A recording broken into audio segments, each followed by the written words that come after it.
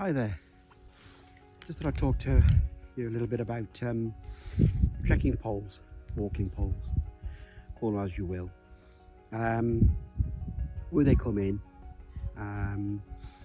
where they're best deployed, how to deploy them really.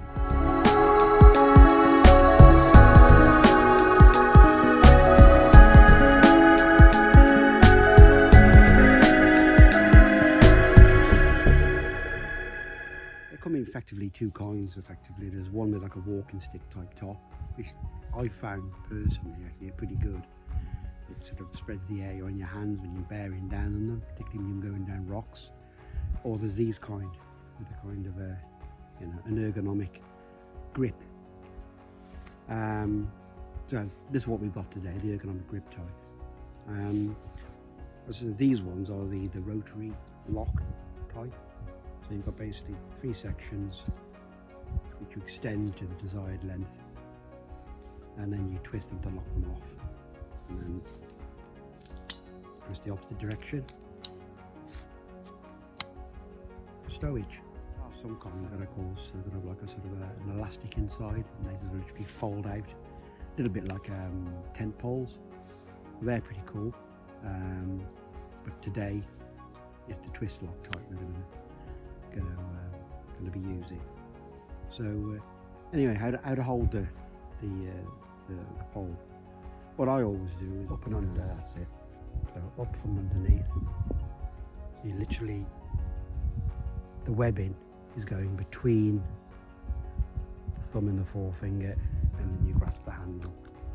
That way you can use the webbing, bear down, and provide force, and effectively ease the legs really. Because that's what it's all about with trekking poles. If you're carrying weight or you're going on an extended hike, it's a way of, I guess, taking some of that load off the legs, off the knees, off the ankles, etc., and putting it into the upper body.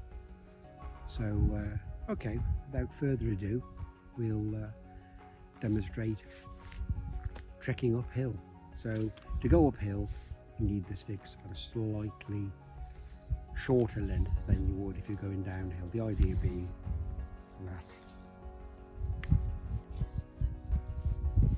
obviously the terrain in front of you is sloped, both out to the same length. You're going to be going uphill to slight incline here, not a great deal, but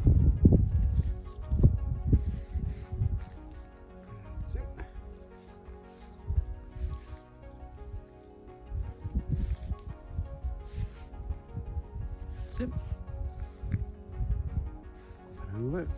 Again, webbing in between thumb and forefinger, same this side.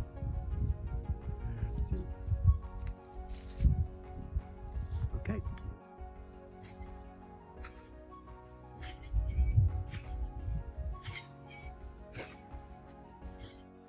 Trekking uphill is quadrupedal, which means basically my right foot goes forward, my left arm goes forward, and vice versa. And what I'm doing is I'm positioning the rods, the poles, behind me at a slight angle. So I've been providing me, a propelling force. So they're not vertical. I'm not just leaning on them. I'm putting them in slightly. I suppose you get a slight angle. So I'm getting some propelling force forward as well as propelling me along in a forward direction up the hill. So again, I'm getting another 10 or 15% effort from my arms and taking that off my legs. I'll just demonstrate that one more time. I'm going to demonstrate the downhill technique now. They need to be a bit longer going downhill because of course the ground is falling away. So we're going to extend them. Not a great deal here because, in all fairness, it's not a massive incline really. Okay, going downhill.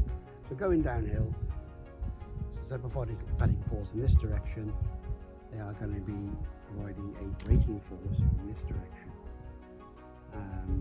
Again, helping on knees and ankles while putting some of the strain on our shoulders and arms.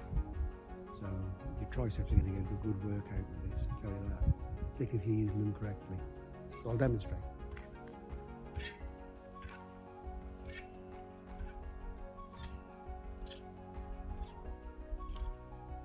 Finally then, just a few of the features. Most trekking poles come with like a rubber tip, but back on screws in a lot of cases, or pulls off, revealing a tungsten carbon tip, which is obviously used when you're covering rocky terrain. Gives you a better purchase. But you know, if you're going up, you know, a made path, for instance, or like this really, where the trail is effectively grass, then the rubber foot plate is more than adequate. And also, again, a lot of them come with a set of mud baskets, snow baskets on the end. It's kind of like a little circular, sometimes triangular shape, depends on the model of trekking pole.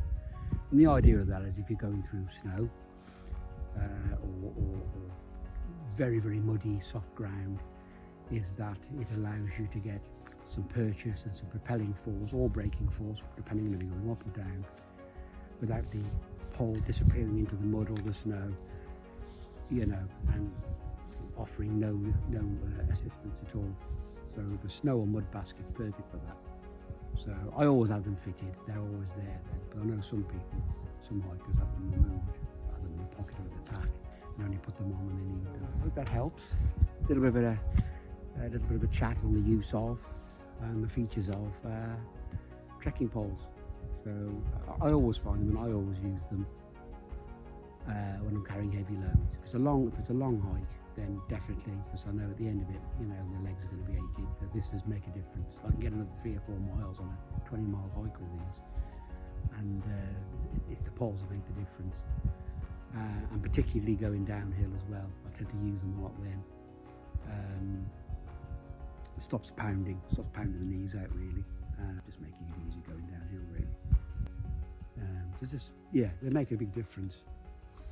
They are a useful bit of kit, so I'd recommend them to any hiker or walker. Okay then, hope that helps, and see you next time. Bye.